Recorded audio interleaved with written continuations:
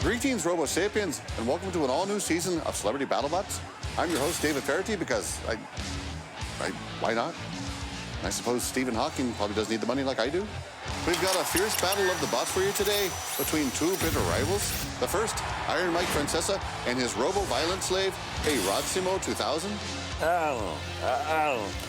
His opponent, the skilled and ferocious Chris Berman, and his homemade creation, Boomerbot 1. Ladies and gentlemen, let's get ready to Roomba. Hey, Rodsimo 2000 on the move, and he slams him with his signature move. Drop the mic. Line one, ass whooping. Boomerbot can't do anything. He's like a lazy man trying to cancel his gym membership. There's no way it'll ever happen for him. And what just happened? Hey, Rodsimo has failed. Francesa has fallen asleep at the controls, literally. Berman unleashes a Swami Sidewinder.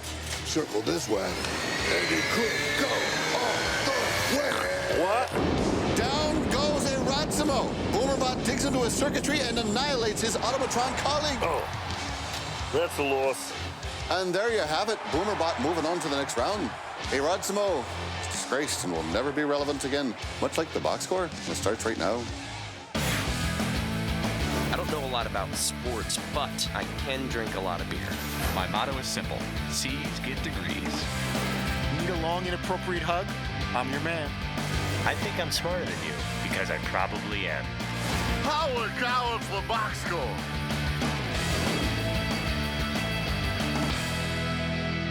Hello and welcome to the Box Score. I'm Brock in Los Angeles. They are the Danettes in Milford, Connecticut. It is the best time of the year. It is sports overload. We got the baseball playoffs, football, hockey, and basketball starting up. Fritzy, what would you say is the best sports month of the year? Best sports month of the year, probably October into now early November, because between with the baseball playoffs and the NFL and college football, hockey is just the start of the season. But where there's so much going on and there's so much at stake, especially with baseball, I don't think there's really any other time of the year. You know, I love college basketball and the in the Final Four and all that, and filling out the brackets. But if you want something where several sports are going on all at once, with at least one going down to the final games, I think October's pretty huge. Yeah, pretty tense there. Last night, the Astros shut out the Yankees, dispatching them to their off-season. Paulie, who's had the more legitimate emotions? Was it Fritzy's elation with the victory, or Seaton's being sad about the loss? They're probably tied at a 2 on a level of 1 to 10. I think Seaton would prefer the Yankees advance. Like, if the choice was the Yankees lose, the Yankees win, he would vote for the Yankees winning. I don't know if he would stand up to walk over to vote, but if the vote were brought to him and he just had to press a button, he would do it. Fritzy, also not a big guy who moves around a lot. I think Fritzy doesn't know anybody who plays for the team, and he doesn't watch them play their sport. Very mild celebrating, if you could even call it But that. if you're going to watch a team play for the first time in a year, you watch them in the playoffs. Yeah, and I was happy to see the Astros win, but I would be lying if I said that I was decked out in Astros clothes like I do with the Broncos, or that like you are today. Like, exactly. I waited till they won. You have a season ticket holder hat. I have. Yeah, I got that as a gift. That's. And you were never a season ticket holder. Never. But is that a false advertising? I don't know. It was someone sent it in the mail, like a listener or viewer, and they had a few extra ones who are season ticket holders in Houston. I thought it was a cute hat, but cute. It was nice to see Houston win, especially in the Bronx. But I wasn't really celebrating because I don't know how far they're going to go, and I'm not the fan I was back in the 80s, early 90s anymore. That's all right. Well, speaking of dicey man cave fandom, Paulie's Cubs are going to be testing the heart rate of a lot of Chicagoans tonight as they take on the Pirates. Bad news for the Chicago. A lot of sausage and pierogi might be clogging them up.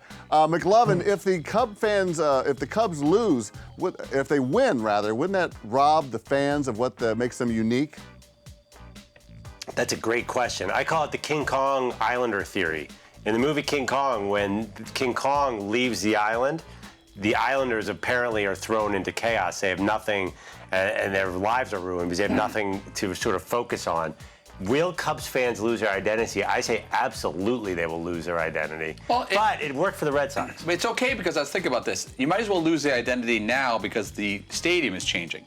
The stadium is not going to look like the Wrigley Field that we grew up on. The rooftops are not owned by people anymore. They're owned by corporations, and they're very corporate.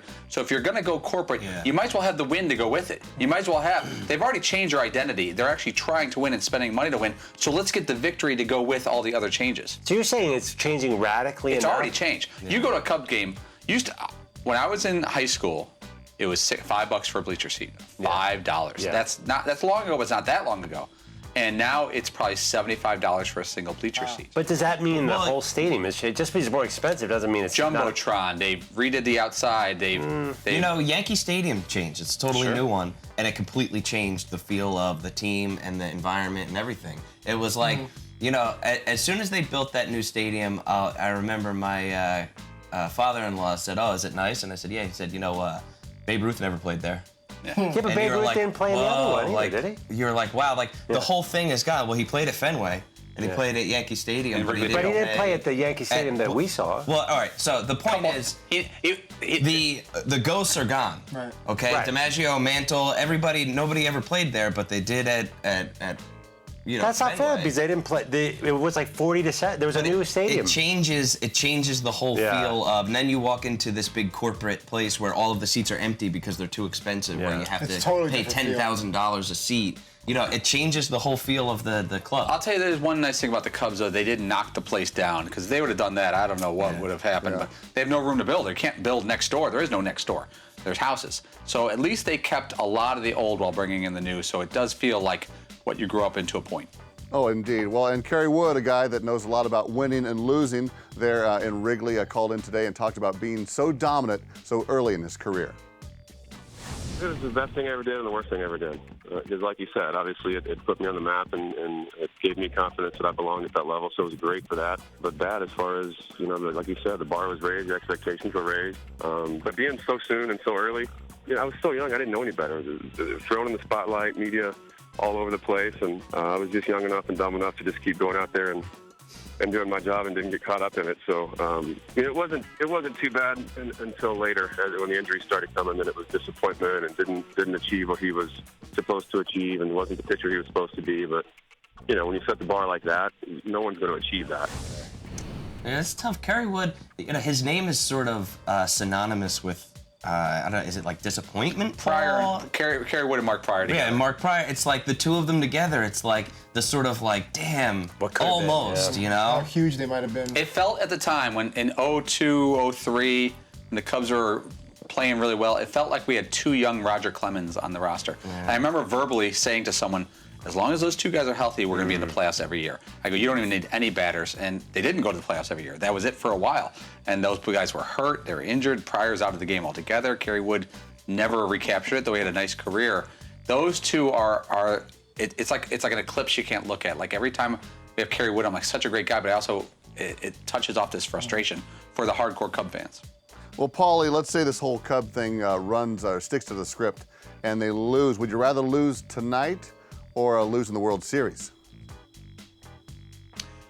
In the World Series, because that's uncharted territory. Uncharted. Yeah, chartered. Chartered? I would say uncharted. I think it's charted. Why would it be unchartered? like a group, no one's ever taken a group charter decided to not to. You charter a boat, like you rent it for a weekend. We're gonna look into that. But you know what? I would like to see the Cubs in a World Series in my lifetime. And I know that You could be right. I know that sounds like a tame request, but you know, my grandmother died in January, and she didn't see the Cubs in a World Series. Or maybe she did because it was, I think, 45 they lost the World Series, so she was around for that. But you know, when I was younger, I was like, oh, the Cubs will win a World Series in my lifetime. I'm 45 years old. I mean, I'm not getting any younger, so the odds are not on my side anymore. And Granny Pabst, who is long gone, may you be able to put a World Series ring on top of her grave or something like that. And of course, my Royals begin their march to heartbreak tomorrow. All right, coming up. Oh, it's a big party in the Man Cave. Break out the orange juice and Prosecco. All right, you heading out to see Paulie's grandmother's grave? Hey, grab the Ram 1500 Eco Diesel. It's on the edge of town. Lay the flowers down there, which you bring out of the bed. You make a solemn tribute to her because she was a lovely woman. Rest in peace, dear. Guts, glory, Ram.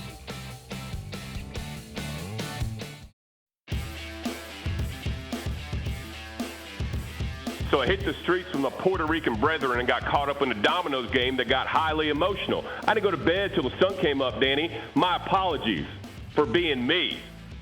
Y'all wouldn't have lasted 2.5 hours there. Keep it up, Seton. You know what? In fact, what the hell are you doing tomorrow? We are in New York tomorrow at the Man Cave. Oh, ain't that something? Ain't that something? Well, I'll be there with Bloody Marys at about 11:30 in the morning. Oh, no. Welcome back to Box Score. I have legitimate concern for your guys' safety. Shea is in town tomorrow. Now, Seton, you called him out because last time he was supposed to meet up with you guys, he went out with two-a-days and got all hammered. We were wondering what that conversation or that night might have sounded like with Shea and two-a-days. Maybe you can help us out. Oh my. What?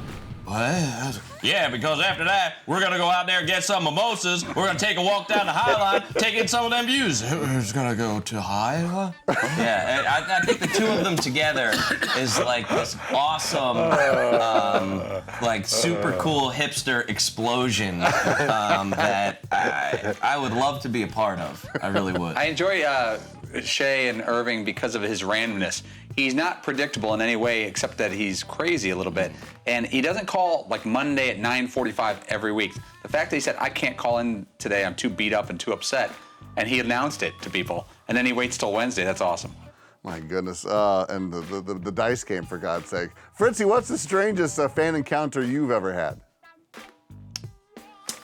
Strangest fan encounter. I don't know if it's strange. I know sometimes, every once in a while, there's people waiting outside across the street and they got signs. It doesn't happen that often, but when it does, and they have a story to tell, whether it's truthful or not, I don't know. But they'll say that they came from like 10 hours away, that they drove just to stand across the street in the hopes, and there wasn't even a pre-planned visit. What about when we're on the road and women or husbands ask you to hug their wives? That would be up there as well. When it's those would probably be the two weirdest things. That seems perfectly natural to me.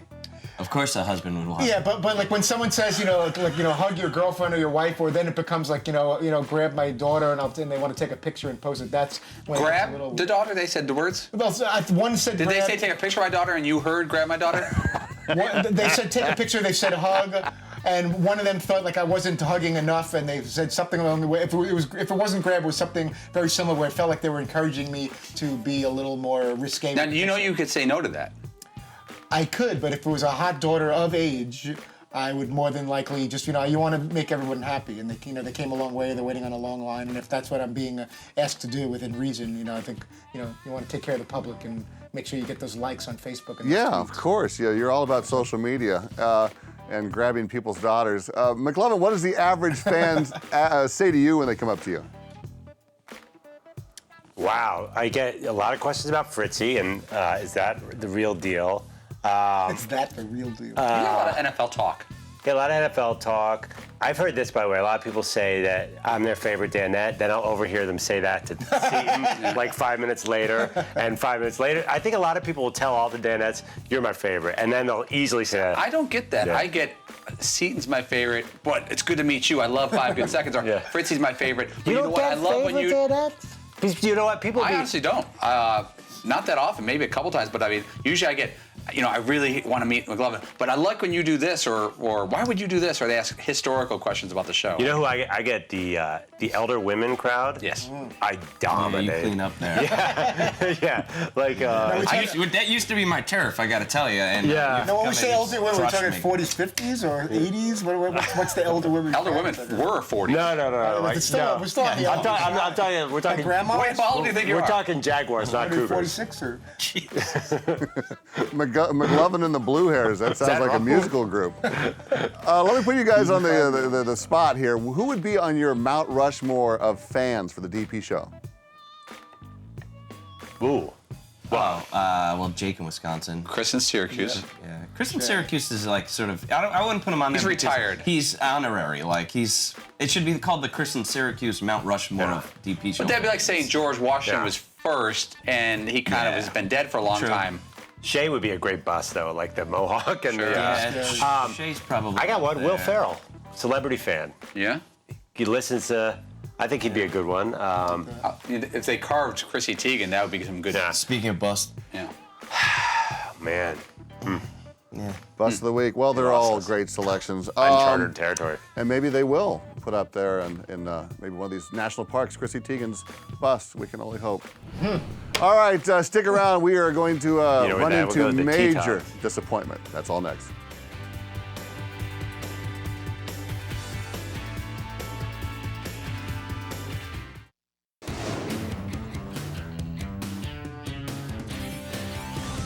Welcome back to the box score. Guys, with the baseball playoffs kicking off last night, it is that time of year, time for sports disappointment. And if our loved ones treated us like our sports franchises do, we would have left them long ago, or just stayed until things worked out, because it was us all the time.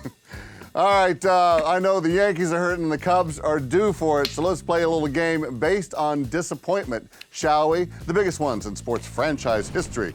It is row versus row, so here we go. In 2008, the Lions went winless for the entire NFL season. Who was their coach?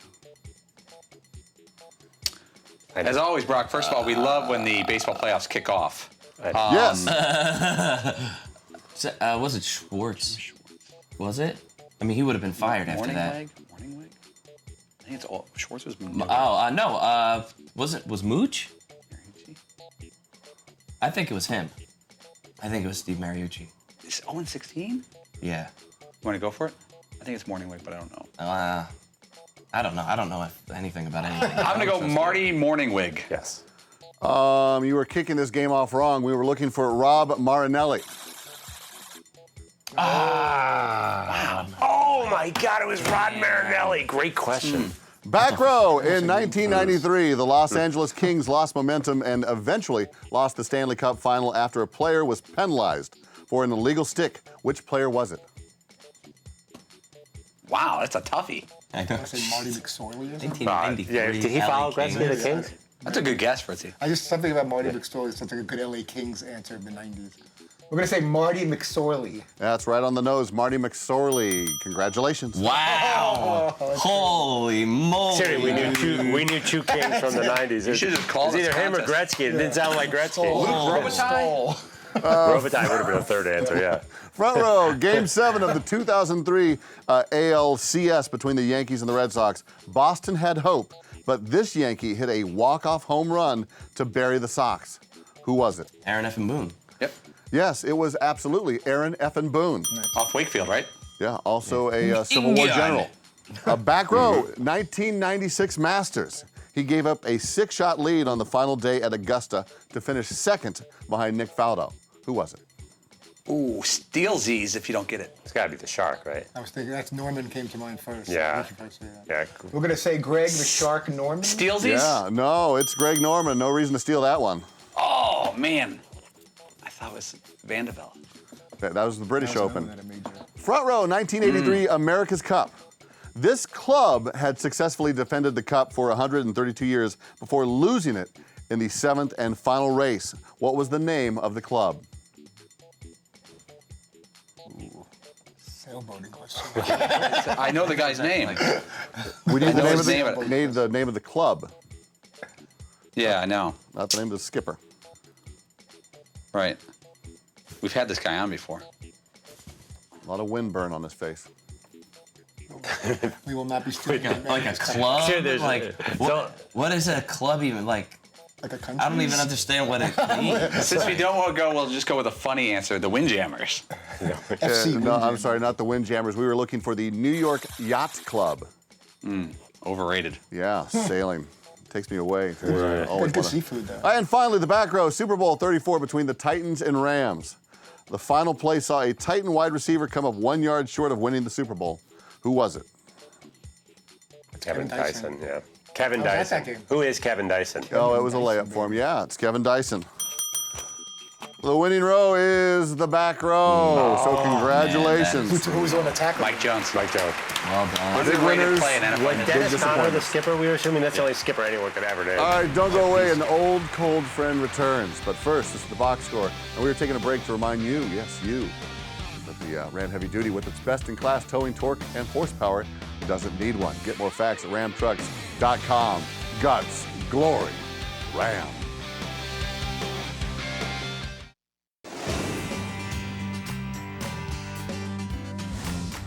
We are closing up shop here on the box score. The NHL drops the puck on its season tonight. See, I didn't do the kicking off of the pitching thing. Seton, you were the Man Cave's Mr. Hockey late last year. Are you going to check out any games this season, or is it just you done with it? Wearing the title of Mr. Hockey here, you're the Gordie Howe of the Dan Patrick Show? Right. Well, if I looked at us four, I would guess that you liked hockey because of the flannels and the beard. It would help your persona. Yeah, I've kept my playoff beard for a while. Although when I do go up to the Boston area, if it does time out, right? Hey, you got your playoff beard. When we went to the Ducks game, you're all into that. No, I do. I really like it. I don't know anything about it, but I really like it. I do, for sure. Mr. Hockey. It's super fun. Hey, Jeremy Roenick usually drops by during the hockey season. Now, Paulie, I think it's time you guys step it up. If you were to get in an actual hockey fight with a player, who would it be, Paulie? Wow. First, you'd have to name a player. Well, back in the day, there was this guy named Brian Markman, Marchment. He was an enforcer for the Chicago Blackhawks in the 80s. And I don't know what that guy did besides crack people. And he wasn't that famous It's like yet. Probert. Yeah, Bob He was a Probert, great guys like actor. that. I think Probert was a Blackhawk. He was everywhere. Yeah. But Brian Markman is the only enforcer that I watched growing up. And I was like, man, that guy. Did he even know how to skate? He just kind of got out there. Yeah, he was all mushy. He was like a big mushy dude. Holding onto the wall. Yeah, but I would be done in about 8 seconds. Well, that's all we need for a segment on the box score. McLovin, you've always talked about expanding your brand. I know I've been with you to a hockey game, and they love you in the hockey community. Any chance that you would like to go to NBC and maybe sidle up for some hockey analysis? I've thought about actually expanding into hockey analysis.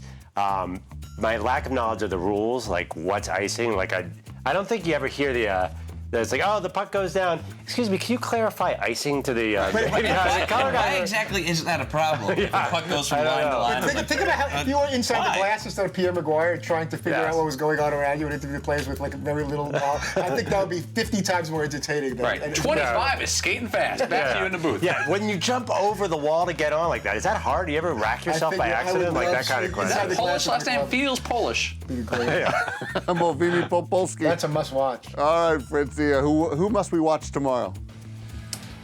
All right, we'll be in the New York City Man Cave. Jeff Daniels, actor, will come by. He was in The Martian, also he's in Steve Jobs. People know who Jeff Daniels is. Yeah, sure, yeah, Dumb and Dumber and all that. John Fogerty will join us as well. He's got a new book out, and he may be bringing a guitar, and we'll leave it at that. John Fogerty in studio as well with Jeff Daniels. Don't need much more than that. All right, thank you, gentlemen. We are back tomorrow, same time, same channel. The podcast is available on iTunes or at podcast1.com. Cheers.